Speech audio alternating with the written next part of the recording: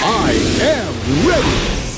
GMA Weather, serbisyong totoo ng GMA News. Mga kapuso, bagamat may thunderstorm sa malaking bahagi ng bansa bukas, magiging maalinsangan pa rin. Sa katunayan, nasa mahigit 40 degrees Celsius ang init factor dyan po sa may Daet, dyan sa may Puerto Princesa at dyan sa may Dipolog. Base yan sa datos ng The Weather Company.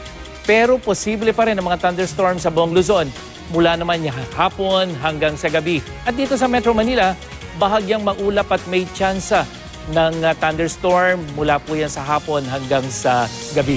Sa Visayas, maghapong may ulan, dyan naman sa may central at eastern o western section, habang buong Mindanao naman ang uulanin mula umaga yan hanggang sa gabi.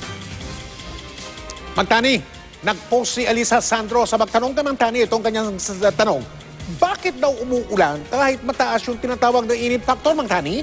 Yes, Mike, Alisa.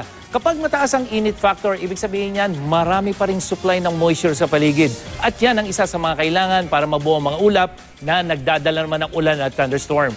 Ang pagulan namang dulot ng mga thunderstorm sa mga nakalipas na araw, maituturing ng pre-monsoon rain. Senyalis ito na nagbabago na ang wind pattern, at kapag umiral na nga ang southwesterly flow o yung southwest monsoon, ito na ang simula ng panahon ng habagat. Yan ang latest mula sa GMA Weather. Ako po si Nathaniel Cruz. Magplano para sigurado. I am ready. Serbisyong totoo ng GMA News.